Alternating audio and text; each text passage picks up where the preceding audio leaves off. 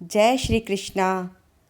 आइए सुनते हैं देव उठनी एकादशी या प्रबोधनी एकादशी के महात्म्य के बारे में। एक बार ब्रह्मा जी ने नारद मुनि से कहा, हे मुनिश्रेष्ठ, अब आप पापों को दूर करने वाली और पुण्य और मुक्ति को देने वाली प्रबोधनी एकादशी का महात्म्य सुनिए। भागीरथी गंगा मनुष्य को तब तक ही फल देती है जब तक कि कार्तिक मास की प्रबोधनी एकादशी नहीं आती। कार्तिक मास के शुक्ल पक्ष की प्रबोधनी एकादशी के व्रत का फल 1 सहस्त्र अश्वमेध यज्ञ और 100 राजसूय यज्ञ के बराबर होता है। नारद जी ने पूछा, हे पिताजी, एक संध्या को भोजन कराने से तथा रात्रि में भोजन करने और पूरे दिन उपवास करने से क्या फल मिलता है? आप समझाकर कहिए।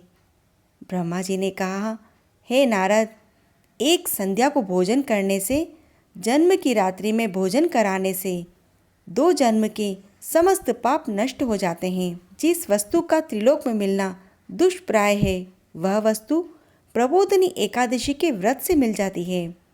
प्रबोधनी एकादशी के प्रभाव से सुमेर पर्वत के समान कठिन पाप क्षण मात्र में ही नष्ट हो जाते हैं। अनेकों पूर्व जन्मों में किए हुए बुरे कर्मों का फल प्रबोधनी एकादशी के व्रत से क्षण भर में ही नष्ट हो जाता है। जो मनुष्य अपने स्वभाव के अनुसार इस एकादशी का विधि पूर्वक व्रत करते हैं, उन्हें पुण्य फल प्राप्त होता है।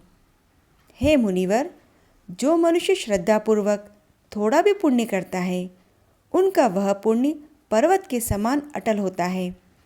जो मनुष्य अपने हृदय के अंदर ऐसा ध्यान ही करते हैं कि मैं इसका व्रत करूँगा, उनके 100 जन्म के पाप नष्ट हो जाते हैं।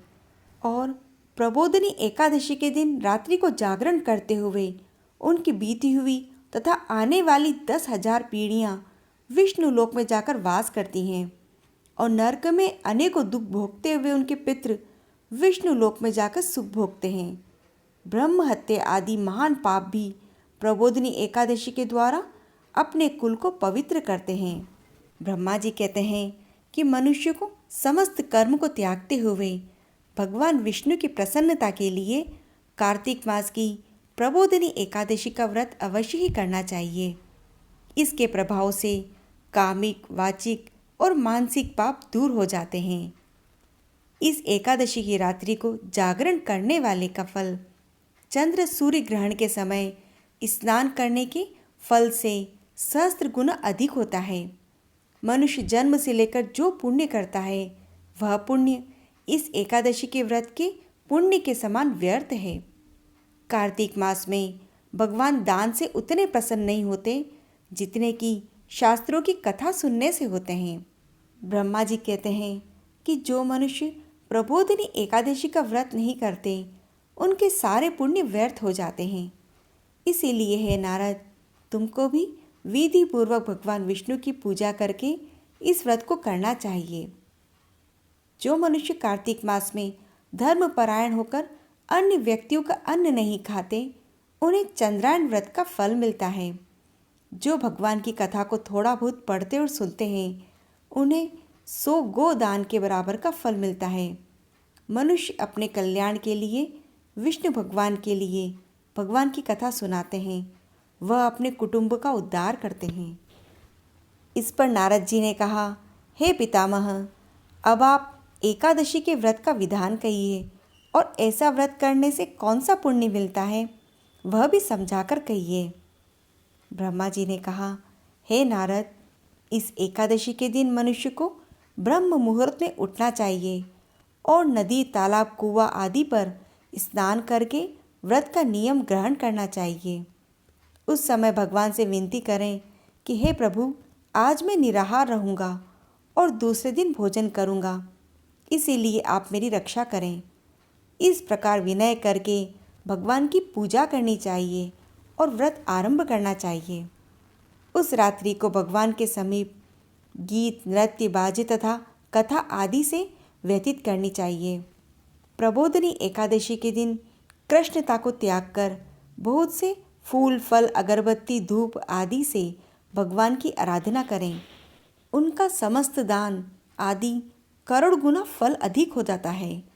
जो मनुष्य अगस्त के फल से भगवान की पूजा करते हैं, उनके सामने इंद्रदेव भी हाथ जोड़ते हैं। कार्तिक मास में जो बिल्व पत्र से भगवान की पूजा करता है, उन्हें अंत में मुक्ति मिलती है। कार्तिक मास में ही मनुष्य तुलसी जी से भगवान की पूजा करते हैं। उसके 10,000 जन्म के समस्त पाप नष्ट हो जाते हैं। जो मनुष्य इस मास में तुलसी जी के दर्शन करते हैं और उनकी सेवा करते हैं, वह 1000 कोटि युग तक भगवान के घर में रहते हैं। जो तुलसी जी का वृक्ष लगाते हैं, उनके कुटुंब में जो पैदा होते हैं, वह प्रलय के अंत तक विष्णु लोक में जाते हैं। जो भगवान के कदम्ब के फूल से पूजा करते हैं, वह यमराज के दुखों को नहीं पाते। समस्त मनोवांछित फलों को पूरा करने वाले भगवान कदम्ब के फूल को देखकर प्रसन्न होते हैं। यदि उनकी कदम्ब के फूल से पूजा की जाए तो बात ही क्या। जो गुलाब के फूल से पूजा करते हैं, उन्हें मुक्ति मिलती है। जो मनुष्य चंपक फूल से भगवान की पूजा करते हैं, वह आवागमन के चक्कर से छूट जाते हैं। और जो केतकी का फूल भगवान पर चढ़ाते हैं, उनके करोड़ों जन्म के पाप दूर हो जाते हैं। इस तरह रात्रि में भगवान की पूजा करके प्रातःकाल नदी में स्नान करके ब्राह्मण को भोजन कराएं और उन्हें यथाशक्ति दक्षिणा दें। जो मनुष्य रात्रि में स्नान करते हैं, उन्हें दही और शहद दान करना चाहिए। जो फल की आशा करते हैं, उन्हें फल दान करना चाहिए। और जो तेल की जगह दूध और अन्न में चावल दान करते हैं, और जो इस व्रत में भूमि पर शयन करते हैं, उन्हें सब वस्तुओं सहित शैया दान करनी चाहिए। जो पुरुष मौन धारण करते हैं, उन्हें तिल दान करना चाहिए। जो बालों को धारण करते हैं, उन्हें दर्पण दान करना चाहिए। जो कार्तिक मास में उपानह धारण नहीं करते, उन्हें उपानह दान करना चाहिए। जो इस मास में नमक को त्यागते हैं, उनको शक्कर दान करनी चाहिए। और जो नित्य प्रति मंदिर में दीप जलाते हैं, उन्हें स्वर्ण या तांबे के दिए को बत्ती सहित दान करना चाहिए। जो चतुर्मास व्रत में किसी वस्तु को त्याग देते हैं, उन्हें उस दिन से पुनः ग्रहण करनी चाहिए। जो मनुष्य इस एकादशी के दिन विधि पूर्वक व्रत करते हैं, उनको अंत में सुख मिलता है और वह अंत में स्वर्ग को जाते हैं। जो मनुष्य चतुर्मास को बिना किसी विघ्न के पूरा कर लेते हैं, उन्हें दोबारा जन्म नहीं मिलता। जिन पुरुषों का व्रत खंडित हो जाता है, वे नरक में जाते हैं। और जो मनुष्य इस एकादशी के महात्म्य को सुनते और पढ़ते हैं, उन्हें गौ दान करने का फल मिलता है। अन्य एकादशी कथाओं का आनंद लेने के लिए आप इस चैनल को सब्सक्राइब जरूर करें और इस कथा को लाइक व शेयर करें। जय श्री कृष्ण।